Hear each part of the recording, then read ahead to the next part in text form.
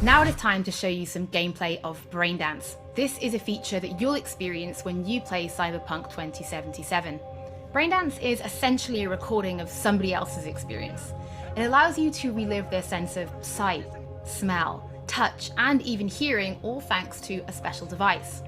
After the gameplay, I will be welcoming back Pavel Sasko, and will also be joined by Patrick Mills, our senior quest designer and all-round lore master, who will be helping to answer your questions and give you some explanation on how you'll be interacting with Braindance when you play Cyberpunk 2077. So, let's take a look.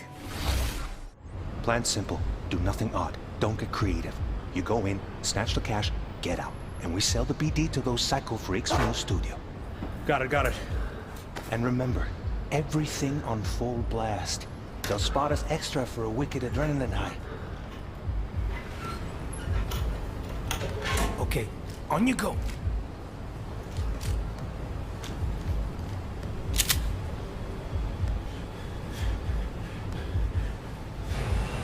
Down! Everybody! On the ground! I want to see you kissing the flooring! Money! Now! Or I will fucking drop you, I swear to God! Well, yeah, hey... now! Before I blow your fucking head off!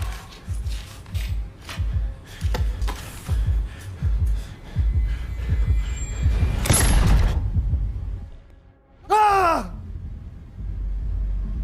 Slow, deep breaths. Your cortisol and adrenaline spiked, but the soft activated your hormone blockers. Nothing happened. You're alive and well. That was too much. Could feel the guy's pain, his stress, his hope. Hope wrapped up in something else. Probably took a booster just before. You'll be fine. Got everything set up? Let's switch over to editing mode.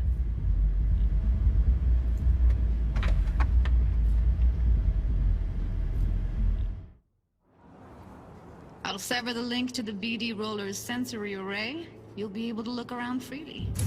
Whole scene's yours.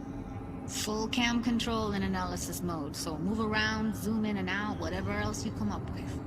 Think of it as your own little sandbox. So, analysis mode, you control playback. Can even pause when you feel the need.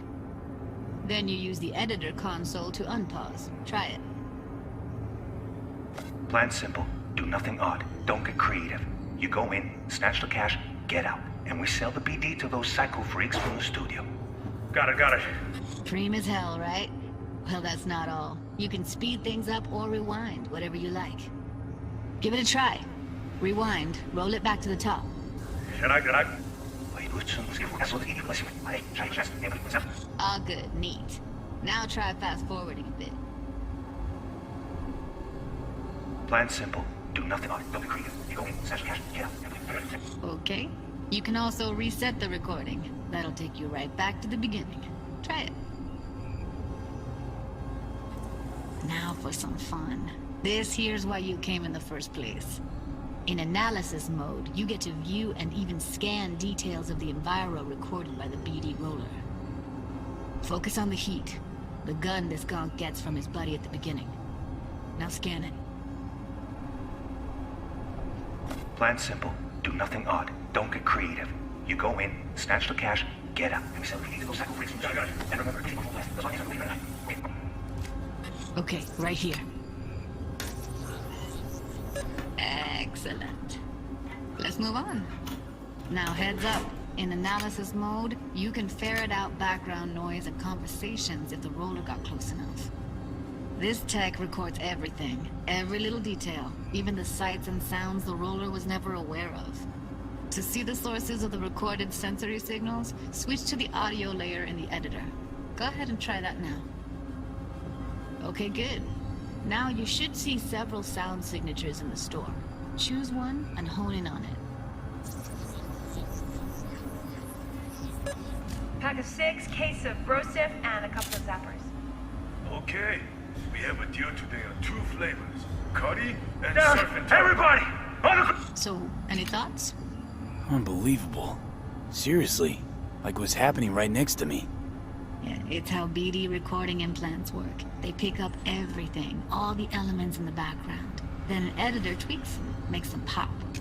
Keep playing with the sound, explore it a bit. We'll move on when you get bored. What I see you kissing the flooring! Money!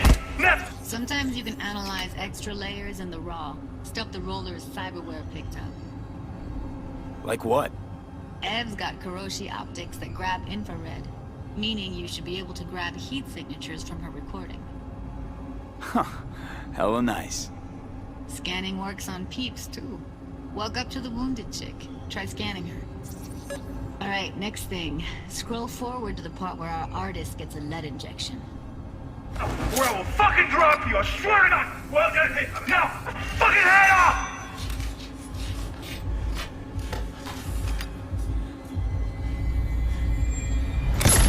See that? They shot him and he never saw it coming.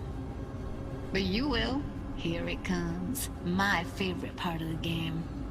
See the blinking thing over the entrance? Surveillance cam. Must have caught our shooter. You'll see in a sec. Cam feeds to the screen behind the clerk. Roll back to where the screen's in the kid's field of vision, then scan it.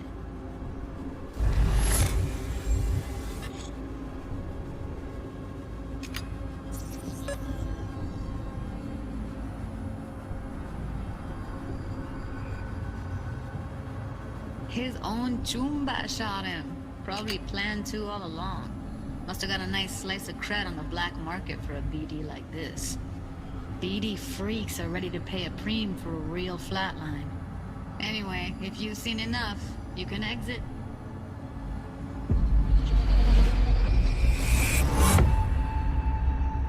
Yeah, it's impressive, right? It's too bad most of the BDs we do here are only good for flogging the log. So Braindance is a pretty big part of the Cyberpunk universe. It's not just something used for adult films. There is an awful lot to it. And there's two sides I'd really like you guys to help me explore. First is the lore, so how this actually fits into the universe. And then there's the gameplay side, so how players will be interacting with it. So Patrick, could you tell us more about the lore of Braindance? I would love to. So in the world of Cyberpunk 2077, Braindance was invented way back in the early 2000s at UC Santa Cruz. It was developed as a way of recording a person's experiences and then playing them back for someone else so that they could relive them as though it was happening to them. It was originally used for things like therapy and prisoner rehabilitation, but by 2077 it's become this global media industry, including things like movies, mass entertainment, things like that, video games, some interactive things, and of course adult fare as well. Now in our game we deal a lot with black brain dances, or XBDs as we call them, and there are different types of those, but the one that you saw in the trailer just there was a flatliner. Now that's where the person recording it actually died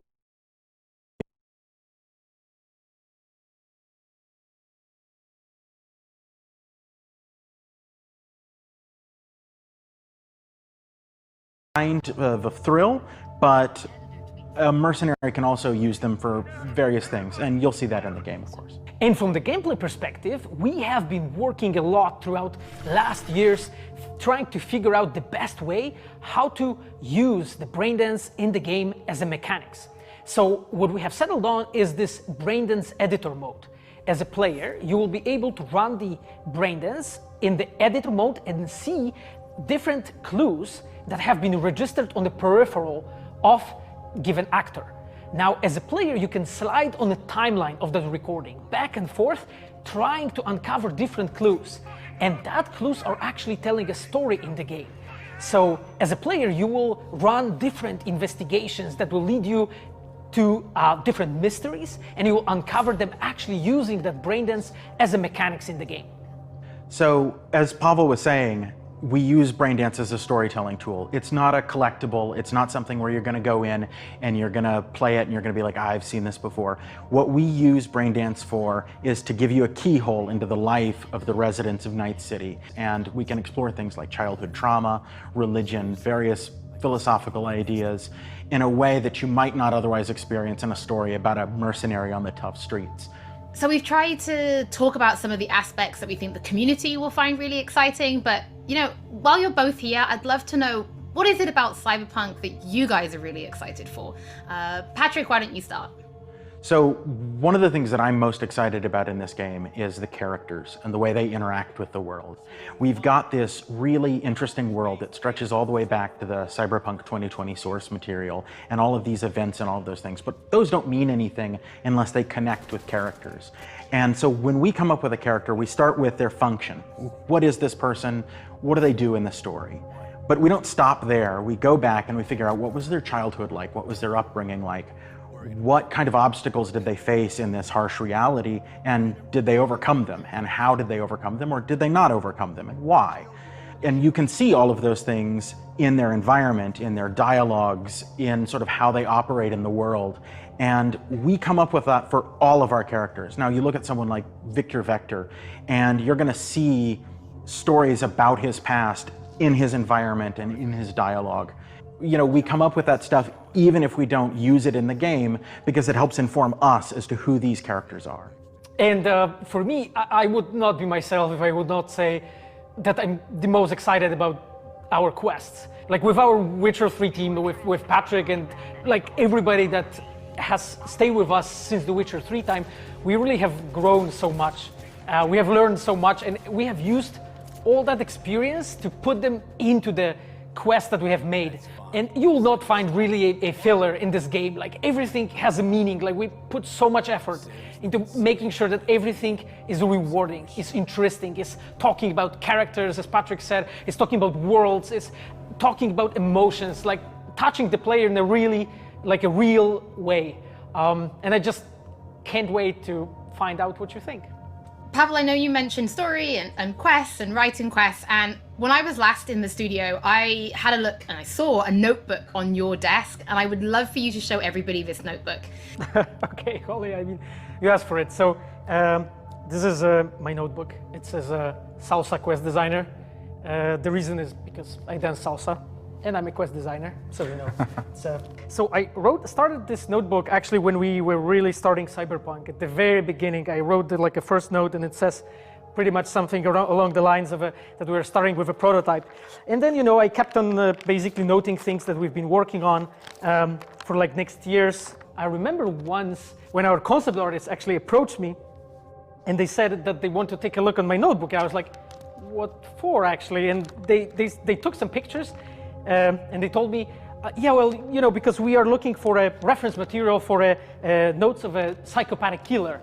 so yeah, well, you may find maybe some of my notes in the game.